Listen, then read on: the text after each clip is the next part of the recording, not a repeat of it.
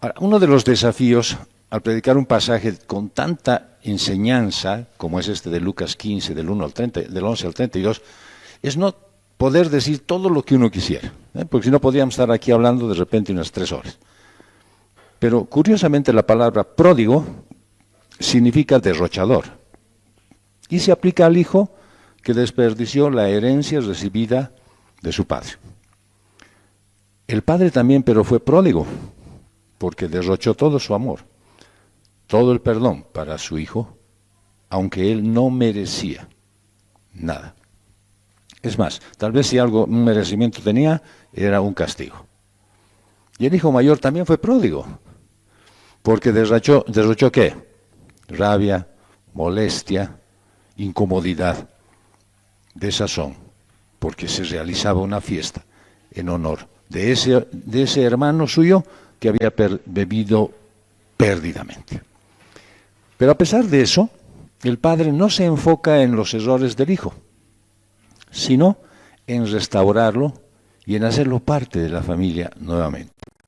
Estoy dando más o menos las pautas de dónde quiero que enfoquen su entendimiento de lo que hoy va a acontecer. Y eso fue lo que Cristo mostró cuando en agonía le dijo a un ladrón arrepentido: hoy estarás conmigo en el paraíso.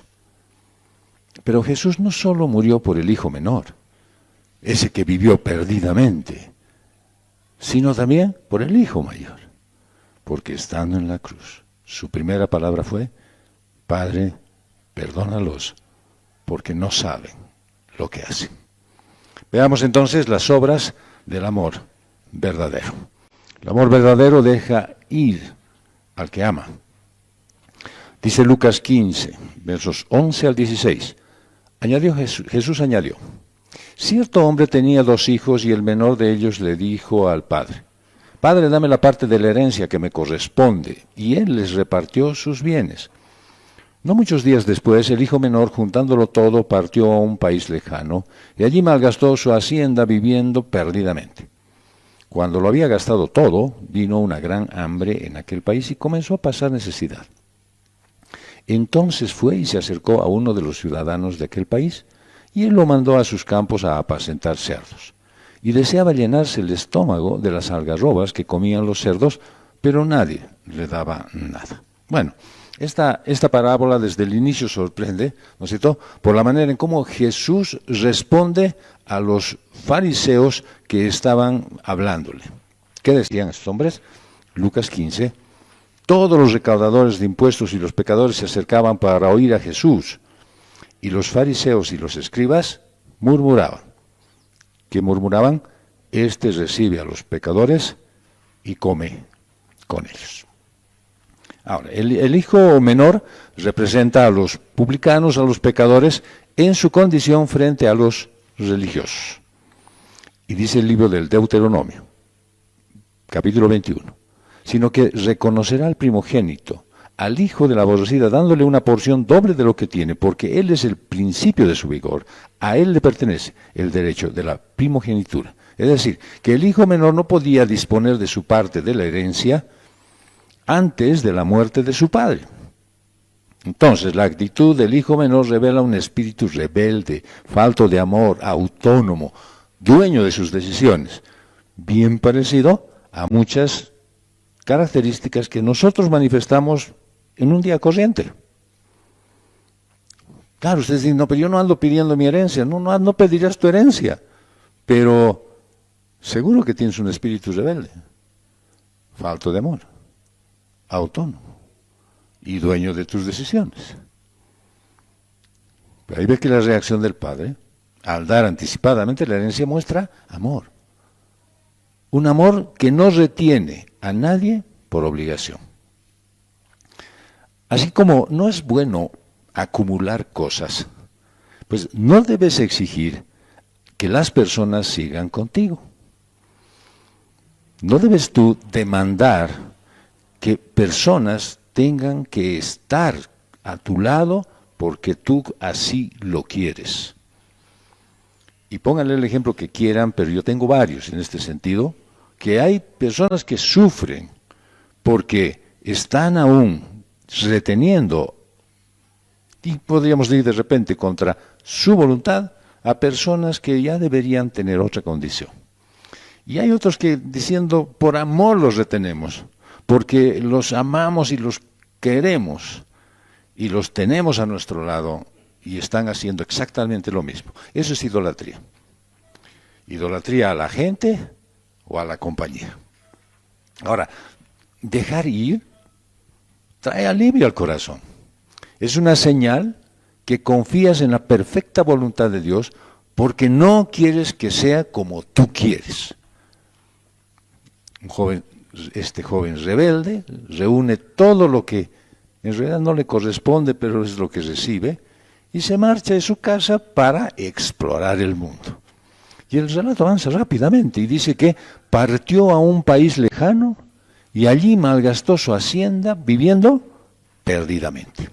Entonces, esto nos muestra una cosa, que una vida mal administrada pronto crea un vacío.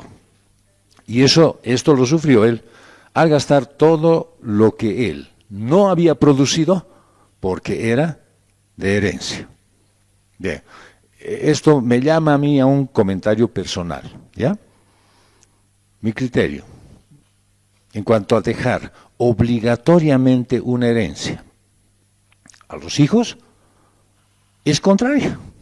Yo no estoy de acuerdo en dejar obligatoriamente una herencia a los hijos. ¿Qué debería entonces dejárseles? La enseñanza de la Biblia. Mostrarles las Escrituras. Hacerles saber que lo que dice el Señor es que si tú retienes esto en tu mente, en tu corazón, y lo pones por obra, en todo te va a ir bien. Ahora después podrás estudiar ingeniería, agronomía, medicina, lo que quieras. Pero si tienes básicamente el criterio de Dios, en el sentido de lo que Él demanda de la creación, de que entiendas al Creador, de que aprendas de Él y que sepas administrar eso, ¿para qué? Para que te vaya bien, pues con eso debería ser suficiente. Y si encima viene la salvación, pues el asunto está completo. Al leer la Biblia, y lo digo con claridad, al leer la Biblia, tienes todas las herramientas para una vida fructífera, una vida apartada del mal y de las malas influencias. Así que, si tú ahorita dices todavía, caramba, creo que tengo mucho por aprender, empezar a leer la Biblia. Yo te aconsejo, hazlo con pleno entendimiento. Volvemos al tema. El joven de la parábola, ¿no es cierto?, al derrochar toda su herencia, cuando estuvo lejos, de pronto se enfrenta con la realidad. Eso es lo que nos pasa siempre, ¿no? O sea, creemos que estamos en una buena condición hasta que se mueven las condiciones reales. Estamos cómodos aquí, algo pasa y nos sacan de ahí. ¿Y qué dice la Escritura? Que cuando lo había gastado todo, vino una gran hambre en aquel país y comenzó a pasar necesidad. Así es que la vida de derroche que eligió, pues le llevó a la ruina y a la necesidad. Y cuando la crianza es deficiente, cuando no hay empeño de parte de los padres, los hijos no valoran el esfuerzo de sus padres.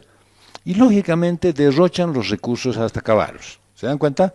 Ese es mi criterio y por eso es que pienso que la herencia se la debe dar de otra manera. Las malas decisiones que tomó este muchacho, ¿no es cierto?, basadas en la autonomía y el deseo de vivir una vida loca, ¿no es cierto?, lo alejaron no solo de su hogar, sino también de la seguridad y del amor de su padre. Vean lo que dice el libro de los Proverbios. Escucha, hijo mío, y sé sabio. Dirige tu corazón por el buen camino. No estés con los bebedores de vino, ni con los comilones de carne, porque el borracho y el glotón se empobrecerán, y la vagancia se vestirá de harapos. Escucha a tu padre que te engendró, y no desprecies a tu madre cuando envejezca. Si eso no tiene un consejo práctico, efectivo en la vida de las personas, pues yo no sé qué tipo de consejo uno espera.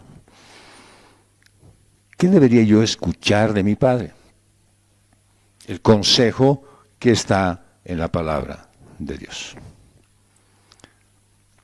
Cuando llegó la crisis y ya no tenía ni recursos, ni amigos, ni apoyo, terminó cuidando cerdos. Y lógicamente deseaba él saciarse con la comida que ellos tenían.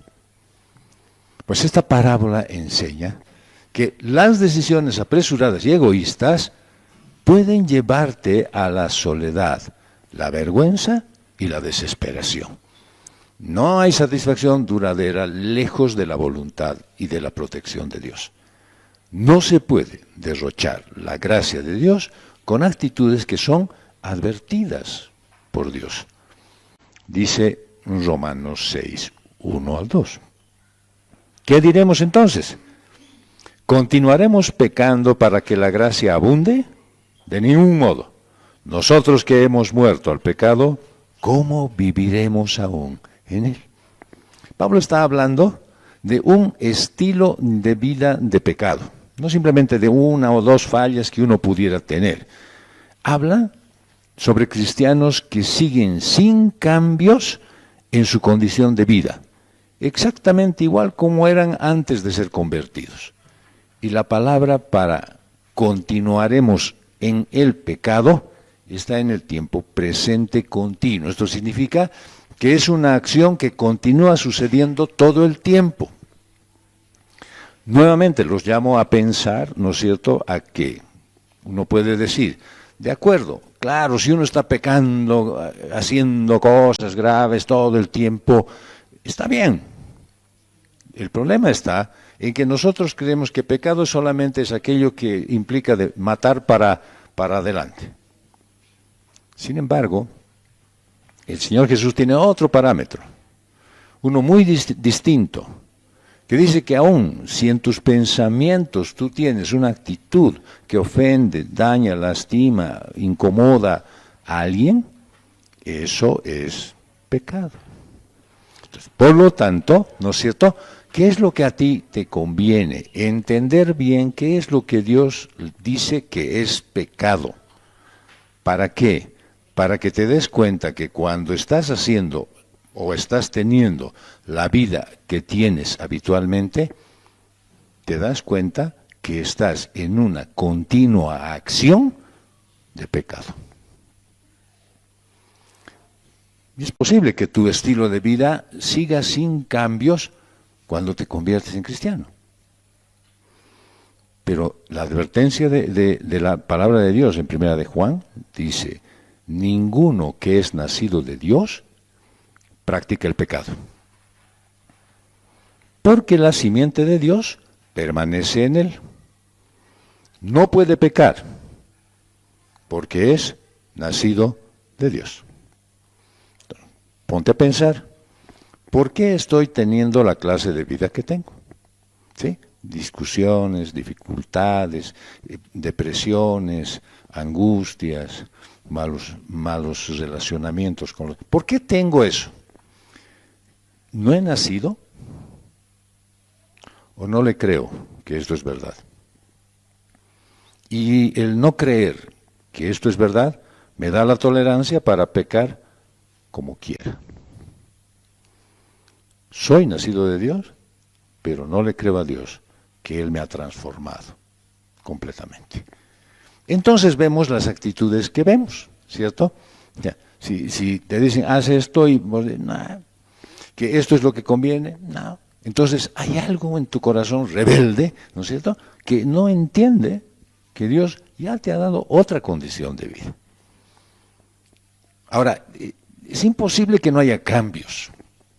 Muchos dicen, sí, esto es un cambio paulatino, progresivo, pequeño pero constante. Perfecto. Yo quiero preguntarte si eso está aconteciendo, porque es imposible que esos cambios no hayan ocurrido en lo profundo de tu ser. Tienen que haber ocurrido. Y hay algunos que protestan y dicen que pueden seguir viviendo aún así de esa forma. Cuando dicen eso, demuestran que no ha habido en realidad ningún cambio en su espíritu. Solamente se están justificando el hecho de, me gustaría estar bajo el gobierno de Dios. Me gustaría. Pero prefiero seguirme gobernando yo y decir que soy cristiano. Eso me contenta, me conforma, eso me pone bien. ¿Ya? Eso hace que las personas que están así, están en la vieja condición pecaminosa. Su viejo hombre sigue tomando el control de su vida espiritual. Pero Pablo argumenta en este pasaje, ¿no es cierto?, que los que han muerto al pecado no pueden seguir en él de ninguna manera. Esto no significa, por si acaso, que los creyentes estén libres de pecado, o sea, que no van a pecar nunca más, no, sino que ahora el pecado no los gobierna, no los domina, ¿sí? Pablo se opone rotundamente a la idea de que la gracia sea una licencia para pecar. Y en lugar de seguir pecando, dice, debes rendirte al poder del Espíritu Santo. Lo dice en la carta a los Gálatas. Si vivimos por el Espíritu, andemos también por el Espíritu. ¿Sí? A ver, voy a poner un ejemplo bien sencillo, ¿sí? Si vives en La Paz y sabes cómo es, pues no vas a andar en polera, ¿sí? Porque sabes que cualquier rato se nubla y llueve. Entonces vas a andar abrigado. Bien. Si estás en el Espíritu, ¿cómo tienes que andar? Si estás en La Paz, abrigado. Si estás en Santa Cruz, pues seguramente un poco más holgado de ropa. Si estás en el Espíritu, ¿cómo tienes que andar? En el Espíritu, ¿ya? Entonces no debes permitir que el impulso del momento determine tu futuro. Las malas decisiones tienen siempre consecuencias dolorosas. Eso es lo que estamos viendo en esta historia de este hijo pródigo en gastar todo lo que tenía. Pues debes recordar que fuera del amor del Padre, todo lo demás es vacío. Y para muchos es un viaje sin retorno. ¿Por qué? Porque su condición de alejamiento es tan grave que se conforman con las obras de este mundo. Pero también, por la bendición de Dios, puede convertirse en el punto de partida para el regreso de nuevo a la casa. Y eso es lo que veremos ahora. Punto número 2, el amor verdadero celebra el regreso del perdido. Y dice Lucas 15, 17 al 21. Entonces, volviendo en sí, dijo, ¿cuántos de los trabajadores de mi padre tienen pan de sobra? Pero yo aquí perezco de hambre. Me levantaré e iré a mi padre y le diré, Padre, he pecado contra el cielo y ante ti. Ya no soy digno de ser llamado hijo tuyo. Hazme como uno de tus trabajadores. Levantándose, fue a su padre. Cuando todavía estaba lejos, su padre lo vio y sintió compasión por él. Y corrió, se echó sobre su cuello y lo besó. Y el hijo le dijo, Padre, he pecado contra el cielo y ante ti. Ya no soy digno de ser llamado hijo tuyo. Bueno, esta expresión, volviendo en sí, tiene un gran significado en esta historia, ¿ya? Es una manera de decir, cayó en cuenta, ahora sí está en la realidad. Volvió de su viaje astral, y ahí está ahora en esta tierra. Porque el pecado, ¿sabes qué? Te lleva a tocar fondo. Hasta la más inimaginable bajeza, hasta la condición de apacentar cerdos y desear su comida. Pero quiero advertirles que ese tocar fondo a veces es por una escala, ¿sí? Uno está aquí y de pronto cae en el pecado y al fondo. Pero ese fondo es solamente parcial, porque si corres un poquito más hay otro fondo. Y si sigues corriendo hay otro fondo y de ahí ya no sales. La ruina del alma hace que el hombre se desespere, se atormente y anhele volver a ser parte de la vida anterior que dejó. Este hijo vivía vivía en opulencia, tenía todo, contaba con la aceptación de su padre, vivía al lado de sus hermanos, bien parecido a la historia de la gente de la iglesia, ¿ya?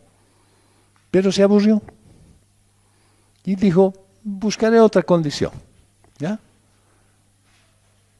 Y dejó ir. En esa condición, el joven, al haberse dado cuenta que ha tocado fondo, decide regresar a su casa y encima ensaya una confesión. Padre, he pecado contra el cielo y ante ti, ya no soy digno de ser llamado hijo tuyo. Ahora, imagínate este escena. Este hijo harapiento, flaco, greñudo y oliendo a cerdo, crudo. Cuidado que estaban como olor a chicharrón. No, crudo, cerdo crudo. Entonces, así viene, ¿ya? Y mira con detalle esta parte de la historia. Cuando el padre ve al hijo, corre hacia él y no le deja decir nada.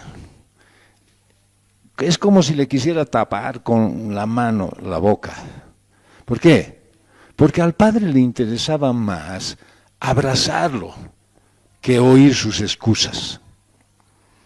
Él no espera que se arrepienta. Si se dan cuenta, sabe que ya se ha arrepentido y no espera que él manifieste. Se requiere gracia para ser así. Escuchando testimonios ahí en la mesa, en el matrimonio. Alguien comentó, no sé si se dieron cuenta que ahí estaba el famoso pastor que habían mencionado, pero dijo, es que perdonar es difícil. Entonces, paro mi antena. ¿Por qué? Es difícil. Yo al que no sé nada, ¿por qué es difícil? Porque tiene que venir y decir. Se necesita entonces que se humille. Se necesita que la persona que ha lastimado lo haga conscientemente de que sí lo ha hecho, seguro de que lo ha hecho y con las ganas de hacértelo saber. Pues no pasa eso. Y la Biblia no dice eso. Dice que tu capacidad de perdonar debe ser la misma de Cristo, que estando en la cruz. Yo no escucho el relato, ni he visto nunca en una película que alguien se acerque, un soldado romano y le diga, perdón, te voy a clavar esto. Ninguno. Para que él diga, Padre, perdónalos, no saben lo que hacen. No había ningún fariseo por ahí diciéndole, Jesús, mira, qué triste la condición a la que te hemos hecho llegar. Yo no veo a la gente que eran sus discípulos ahí viéndole, perdónanos, pero nosotros no hemos sido fieles para cuidarte. Él dice, perdónalos porque no saben lo que hacen. Así que, cuando tú quieras obrar con un perdón, no esperes que te manden mensajes, te lo hagan saber, te rueguen, vengan a reconocer con un ramo de flores, nada, nada. Es más, ni siquiera esperes que te digan nada. El Padre, para mí, en mi condición natural, diría, debió quedarse en la casa, esperar que llegue, que se humille, para ver si verdaderamente se ha arrepentido. Porque es lo que nosotros esperamos. Quiero ver un arrepentimiento genuino de este hombre para perdonarlo. Ah, no me digas. ¿Y tú eres Dios para poder ver los arrepentimientos genuinos? Yo he visto gente llorando, pero gente ahí ya tirada en el suelo, por favor, suplicando, y después salen, esta gente. No nos podemos dejar nosotros llevar por las emociones y los sentimientos. Simplemente tenemos que obedecer. ¿Y qué dice que tenemos que hacer? Obrar como Cristo, perdonar. ¿Fue grave lo que hizo este hijo? Yo creo que más de uno en muchos lugares le cortaría las dos manos. Te has llevado toda la plata de la familia y la has dilapidado. Y ahora vienes como si nada. Nada. Fuera contigo. El padre no hace eso. Lo toma, lo abraza y no le deja hablar. Y lo llena de besos. Alguien dijo que esta parábola no debería llamarse del hijo pródigo, sino de un amor pródigo. Porque aquí no hay reproches, más bien hay abundancia de gozo. Es que los pasos del pecador son lentos para buscar el perdón, pero los pasos del Padre perdonador son veloces para ir al encuentro. Dice en Romanos 5, 20 al 21, la ley se introdujo para que abundara la transgresión. Es decir, la ley estaba ahí evidente para que nosotros viéramos que la vida pecaminosa es demasiado abundante. Eso dice, ¿verdad? No es para generar mayor cantidad de transgresiones, sino para que la transgresión se fuera a ver más notoriamente.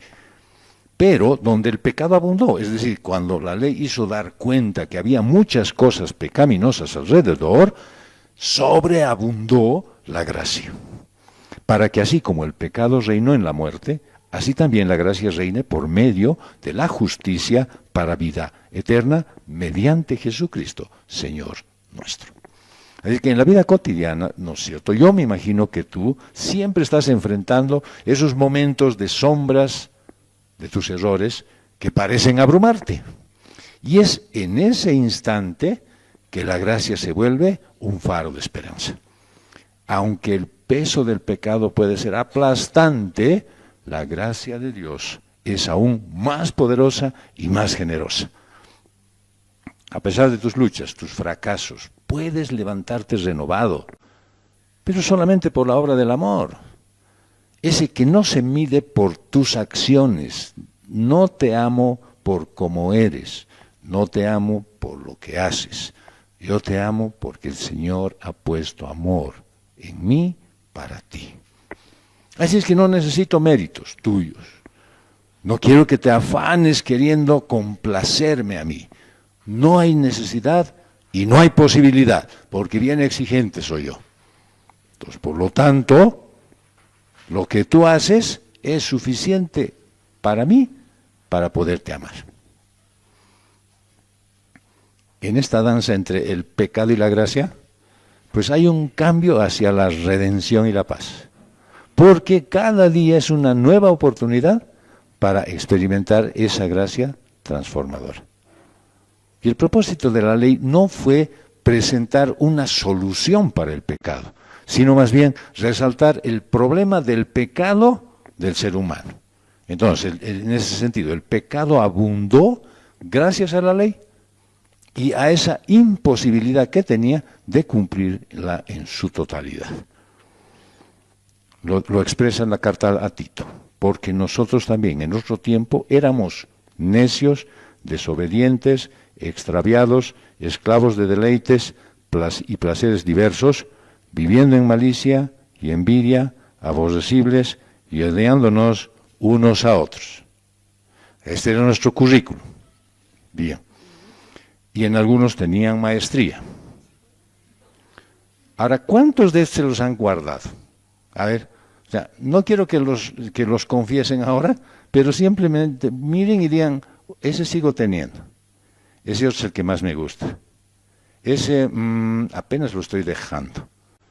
Ya el otro sí lo he dejado hace rato. Pero a ese que lo quiero con gran intensidad. Pero dice, nosotros en otro tiempo éramos así. ¿Éramos? ¿O no le creemos a Dios lo que está diciendo? Entonces, ¿qué dice Pablo? Que cuando abundó el pecado, sobreabundó la gracia. Y a pesar de tu incapacidad de cumplir con la ley, Dios te da una salvación gratuita a través de la fe en su Hijo Jesucristo. Es decir, Dios no te salva por tus buenas obras ni por tu capacidad de cumplir la ley, sino por su gracia. Y la gracia es el amor y la misericordia que Dios da a la humanidad. Dios te da la salvación, aunque eres un pecador en rebelión constante contra Él. Por eso es importante reconocer tu incapacidad de cumplir con los estándares de Dios y tu necesidad de recibir su gracia. Debes creer en Jesucristo como tu Salvador y dejar que Él transforme tu vida para vivir una vida llena de obediencia a Dios. La gracia de Dios no es algo que tienes que tomarlo a la ligera, sino que debes recibir agradecido y vivir en temor y reverencia. La gracia es el regalo de Dios a través de Jesucristo. Es decir, tú lo tienes para tu beneficio. Es un regalo que no mereces y que no puedes ganar por tus méritos propios, pero puedes tú aplicar a los demás también. Tú puedes dar gracia a los demás. Muchas oraciones que yo tengo cuando me piden, por favor, tengo una entrevista, tengo una conversación, tengo una audiencia, digo, derrama gracia sobre las otras personas. No la tienen, pero que el Señor puede aplicar en ese momento a beneficio de alguien. Tu oración debería ser, Señor, haz que yo muestre gracia. ¿A quiénes? A todos esos desobedientes, extraviados, esclavos, a esos que son igual, casi igual que yo, y que merecen recibir, no merecen, que yo puedo darles gracia. Esa es la idea. Si tu oración es así todos los días, pues vas a poder convivir con personas con las que antes te era difícil.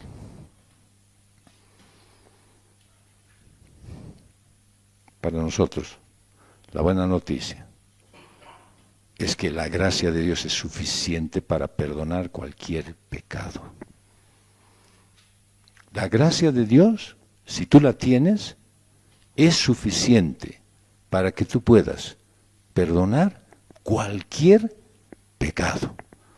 No previo un arrepentimiento genuino, un acto de contrición, un sacrificio, nada. Yo puedo perdonar por la gracia de Dios. Cuando se manifestó, dice Tito 3, la bondad de Dios, nuestro Salvador, y su amor hacia la humanidad. Él nos salvó no por las obras de justicia que nosotros hubiésemos hecho, sino conforme a su misericordia, por medio del lavamiento de la generación y la renovación por el Espíritu Santo, que Él derramó sobre nosotros abundantemente por medio de Jesucristo nuestro Salvador, para que, justificados por su gracia, fuéramos hechos herederos según la esperanza de la vida eterna. Bien, si te das cuenta aquí, Él dice que te ha dado su Espíritu, ¿para qué? Para que lo goces y lo disfrutes a placer, no para que tú apliques lo mismo que recibiste antes en medio de tu vida pecaminosa. Para que tú puedas ser parte de una circunstancia diferente a la que tú estás acostumbrado a decir. Hoy quiero vivir de una manera distinta. Si pones tu fe en Jesucristo, puedes tener la seguridad de que has recibido la gracia que necesitas para ser salvo. Si has sido perdonado por la gracia de Dios, pues debes estar dispuesto a perdonar a los que te han ofendido. Y así como Dios ha sido misericordioso contigo, tú debes ser misericordioso con los demás. ¿Te das cuenta qué es la misericordia? La misericordia te da lo que tú no mereces. No te da lo que en realidad sí tendrías que sufrir. Y dice Juan 15:22, si yo no hubiera venido, hablando el Señor Jesús, y no les hubiera hablado, no tendrían pecado, pero ahora no tienen excusa por su pecado. ¿Saben qué? Este es el versículo preferido para mí. Porque cuando hablo de que hay necesidad de que veas tu propia vida, de que analices tu condición en relación a lo que recibiste por gracia, por amor y misericordia de Dios, y lo que tú no quieres dar, me encanta hacerte recuerdo. Ahora no tienes excusa por tu pecado. Aquí podría acabar la prédica, pero les voy a seguir dando palo. Bueno, todo eso está hablando un padre que vio de lejos y que no esperó a su hijo que llegara, sino que él fue a buscarlo. Así ve el Señor al pecador necesitado de perdón.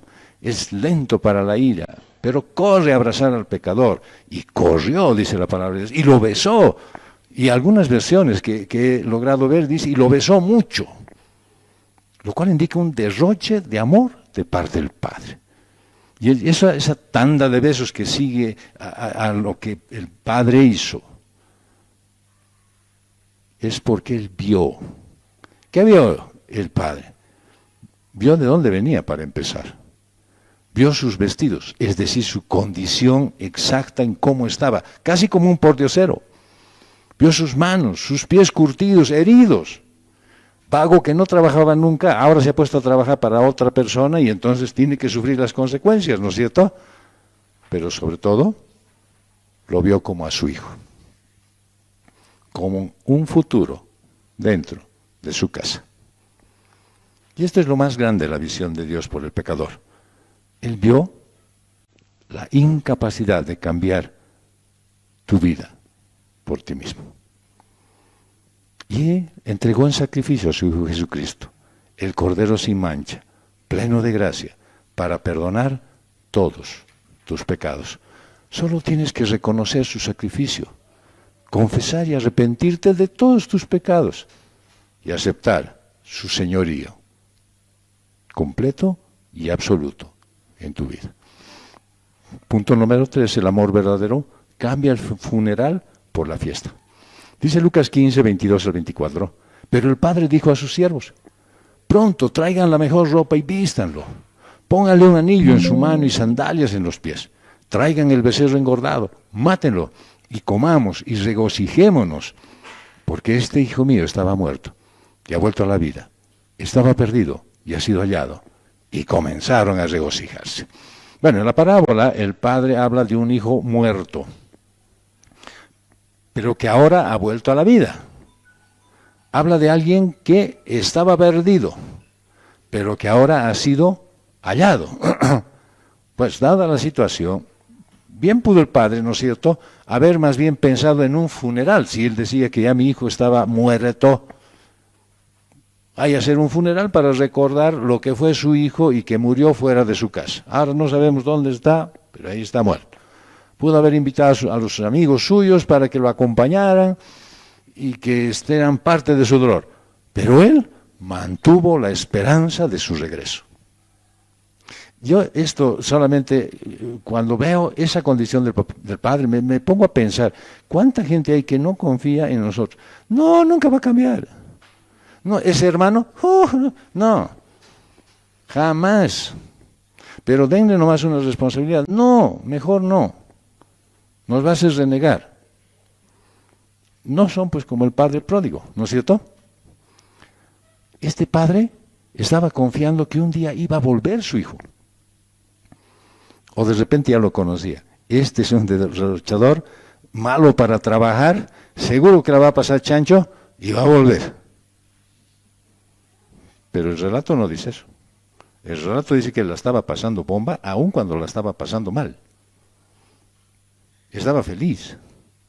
Si no fuera que la tradición judía manifiesta que no puede uno vivir al lado de los chanchos de los judíos, este hombre hubiese podido continuar en esa condición, feliz de la vida.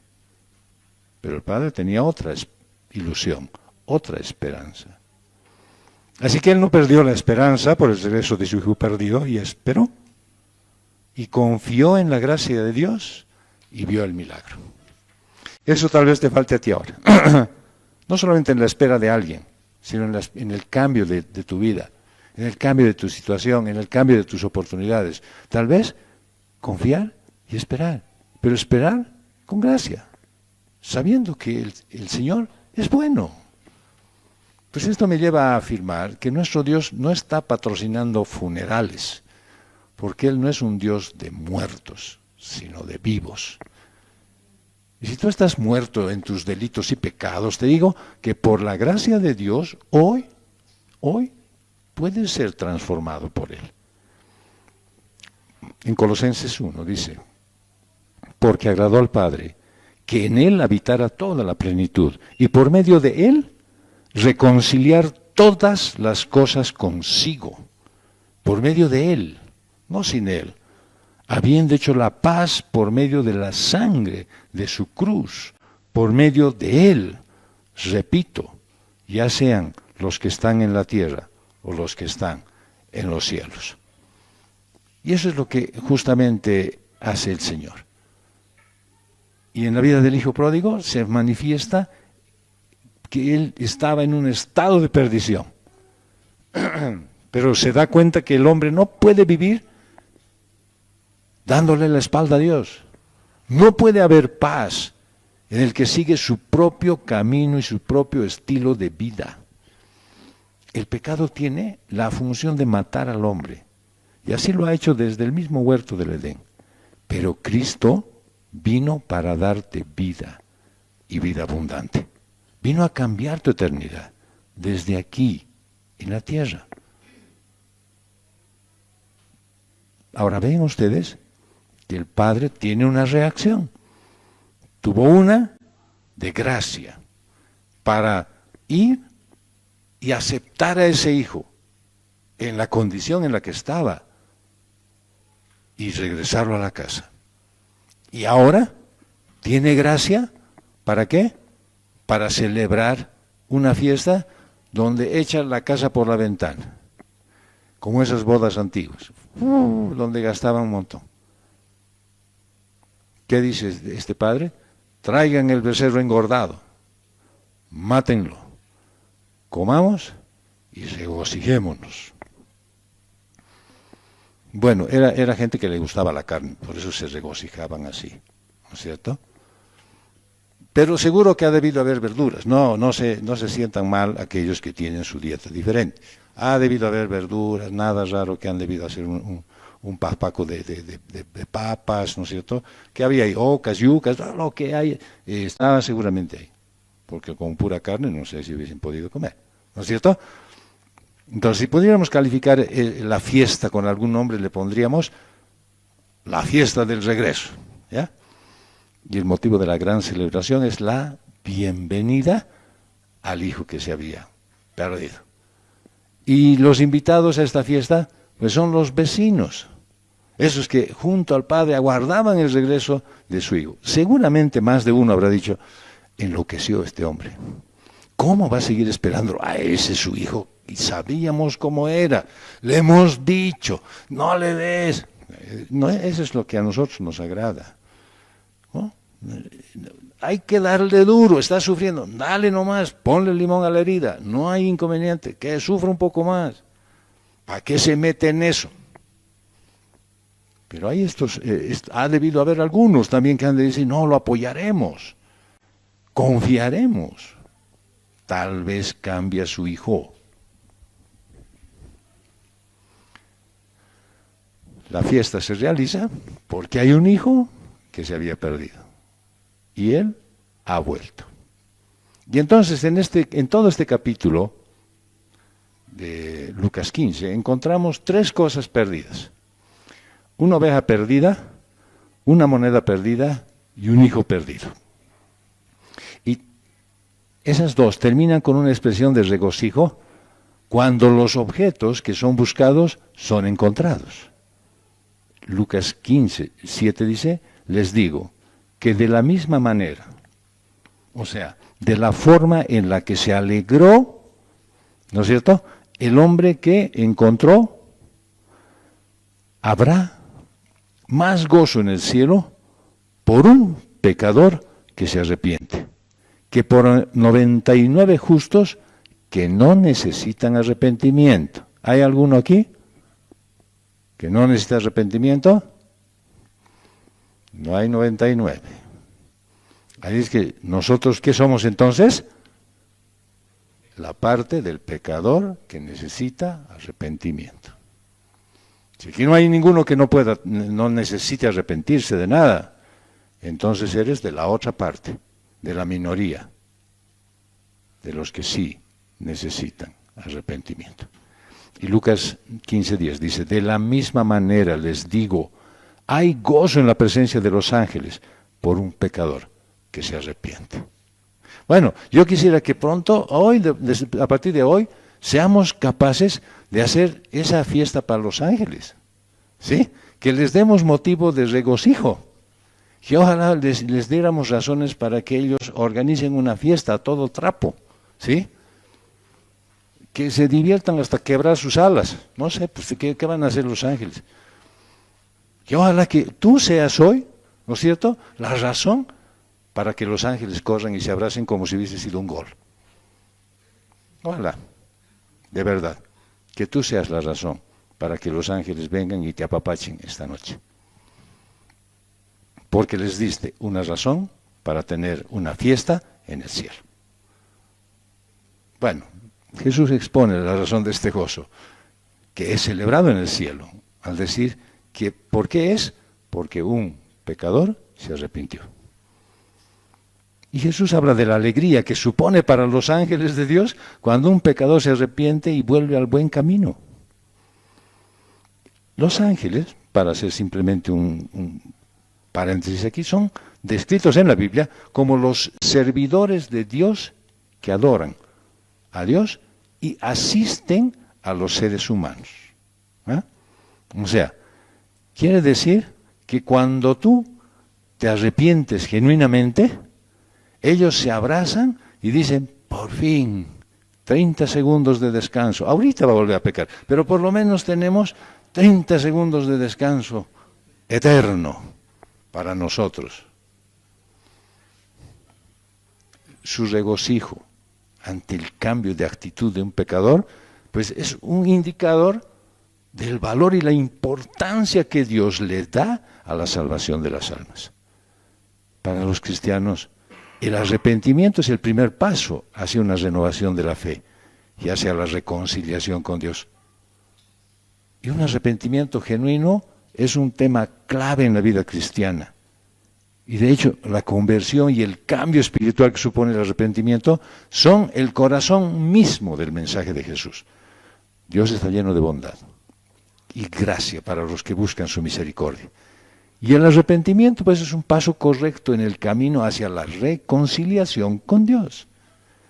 Dios celebra la conversión de un pecador, porque su regocijo no se limita solamente a los convertidos. Él no solamente hace fiesta por los convertidos que se arrepienten, sino por los pecadores que no conocían a Dios y que ahora se arrepienten y forman parte de su familia. Ezequiel 33, 10 al 11 dice, y tú, hijo de hombre, dile a la casa de Israel, así han hablado, ciertamente nuestras transgresiones y nuestros pecados están sobre nosotros, y por ellos nos estamos consumiendo. ¿Cómo pues podremos vivir? Diles, vivo yo, declara el Señor Dios, que no me complazco en la muerte del impío, sino en que el impío se aparte de su camino y viva. Vuélvanse de sus malos caminos, porque han de morir, oh casa de Israel. ¿Qué quiere el Señor? Que dejes de hacer lo que estás haciendo, que dejes de vivir como estás viviendo, que no estés conforme con esa condición en la que tú dices, está bien, finalmente no he matado a nadie. Él quiere que dejes ese conformismo de vivir en una condición permanente de pecado, de la que sales y entras, como si estuvieras en esas puertas que giran. Y no puedes encontrar el momento de salirte. Los cristianos, todos sabemos que el arrepentimiento es un proceso constante. Y en cada momento encuentras gracia y la guía del Espíritu Santo. Y esa idea de que los ángeles celebran el arrepentimiento del pecador, pues te da una certeza de que Dios valora el amor y la misericordia. ¿Por qué? Porque sabe que ha habido renovación espiritual en ti. Por eso el arrepentimiento debe ser apoyado, practicado, enseñado a todos los que buscan una vida plena y en línea con la voluntad de Dios. Cada vez que alguien se rinde al Señor de su vieja vida, se abren nuevas hojas y nuevos números en el libro de la vida. Es como si se abriera en el tiempo de las elecciones el libro para nuevos registros. Y el que no se encontraba, dice Apocalipsis 20, el que no se encontraba inscrito en el libro de la vida, fue arrojado al lago de fuego.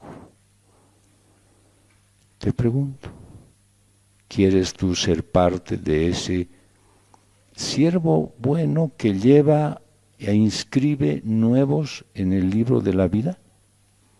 ¿Los acompaña hasta que se inscriben en el libro de la vida? Es más, ¿tú estás, tu nombre está en el libro de la vida?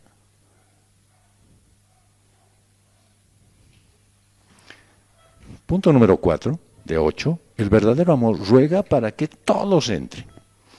Lucas 15, 25 al 32 dice, su hijo mayor estaba en el campo y cuando vino y se acercó a la casa, oyó música y danzas.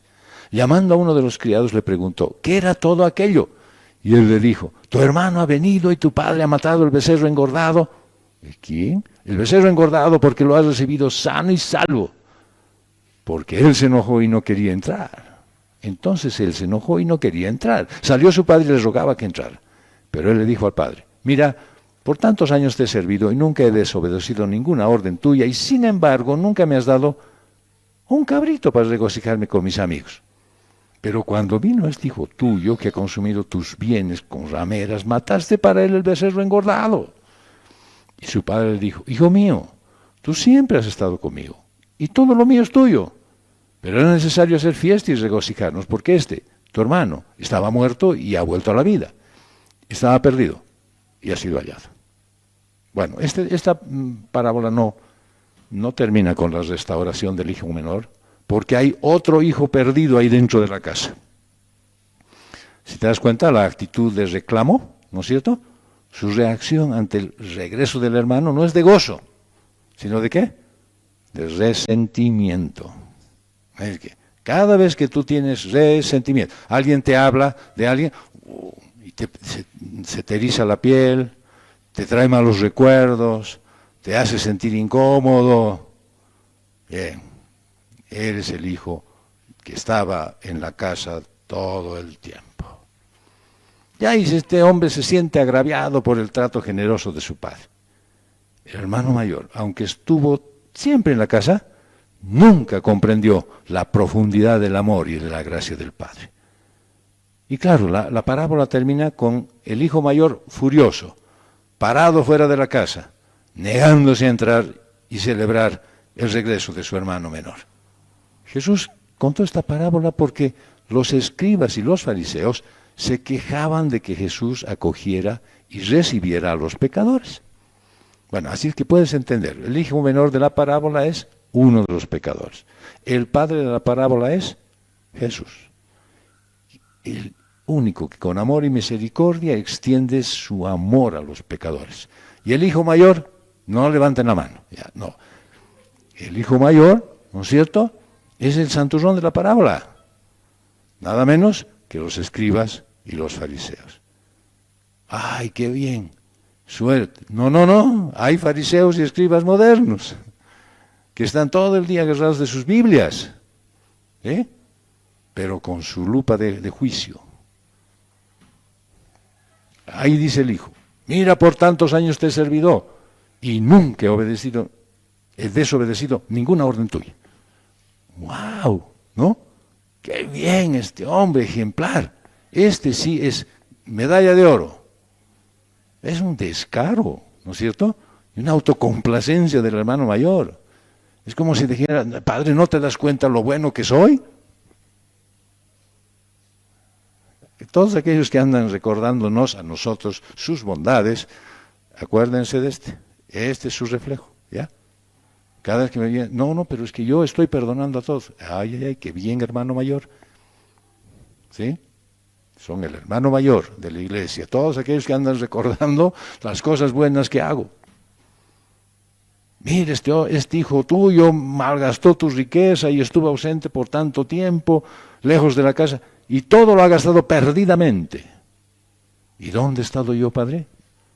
He estado aquí haciendo lo correcto todos los días, sin excepción. Y encima añade, para agregar un poquito de dolor y poner sal a la herida, ¿no es cierto?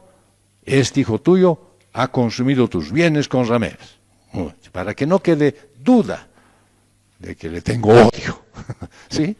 No lo quiero. Ha hecho mal, pero yo lo quiero matar, ¿sí? Es como si al final le dijera al padre, me merezco algo mejor, porque yo he sido bueno. Bueno, y por supuesto aquí la pregunta es, ¿quién merece algo bueno aquí? La Biblia dice que no hay justo ni aun uno, no hay quien haga el bien. Yo he leído un estudio, hace tiempo, eran los pecados de los santos, ¿ya? Y estaba basado precisamente en este hijo. Y enumera 5 pecados del hijo. Es el que no se fue de su casa, el enojo, el servicio sin amor, la jactancia, el egoísmo y el prejuicio. Te pregunto, ¿cuál de esos tienes? Pueden hacer intercambio de figuritas ahorita. Esta es la actitud de los fariseos, escribas, y de los hipócritas también. Es una advertencia seria para algunos creyentes que se creen más santos. Esos que muchas veces se consideran mejor que los demás.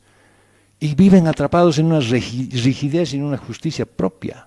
Tienen una vida religiosa, donde tratan de cumplir con normas y reglas, que al final los desgastan y que al final los alejan de la iglesia. Porque no pueden aceptar que existan pecadores perdonados, que todavía tienen vidas poco ejemplares. Son los que se jactan de leer la Biblia, de dar ejemplos con ella, pero en realidad usan las Escrituras como un mazo para reprender. Hacen comparaciones que solo lastiman a los demás. El Señor nos libre de obrar como el hijo mayor. Vamos a concluir. Bueno, yo he dicho que esta parábola no debía llamarse solamente la del hijo pródigo, sino también del padre pródigo. Y eso lo mencioné porque al analizar el relato con profundidad, pues el aprecio en los actos del amor verdadero, el protagonista es el padre, con un amor desbordante. El término pródigo, ya saben ustedes, no solo significa derrochador en un sentido negativo, sino que se refiere a alguien generoso hasta el extremo. Dice Mateo 18, porque el Hijo del Hombre ha venido a salvar lo que había perdido, lo que se había perdido. ¿Qué les parece si un hombre tiene 100 ovejas y una de ellas se ha descarriado? ¿No deja las 99 en los montes y va en busca de la descarriada? Y si sucede que la halla, en verdad les digo, que se regocija más por esta que por las 99 que no se han descarriado. ¿Saben? La primera vez que leí esto, me hizo recuerdo a muchos que se justificaban, ¿ya? Y decían, yo quiero ser la razón del gozo del Padre. Uy, ¿y cómo lo haces? Cada vez me descarrío. El Padre es pródigo en amor, en gracia, en perdón. No se limita a esperar el regreso del Hijo arrepentido, sino que sale a su encuentro, lo abraza, lo besa mucho y celebra su vuelta sin reproches ni condiciones. Ese Padre representa a Cristo porque Él no solo te acoge con gozo, espera que regreses y cuando lo haces te hace sentir bien. También busca incluir al hijo mayor, lo invita a participar de la alegría, de la reconciliación. Aquí la enseñanza principal no es tanto sobre el error del hijo, sino sobre la naturaleza generosa y compasiva del Padre. Porque en realidad supera toda expectativa humana y nos llama a todos a la fiesta de su gracia. Nos hace parte de su reino y también del regocijo general. Un resumen de esta parábola la podemos ver en las palabras de Pablo. Mas Dios muestra su amor por nosotros, en que siendo aún pecadores, Cristo murió por nosotros. Y Dios hizo su más grande obra de amor por medio de Jesucristo.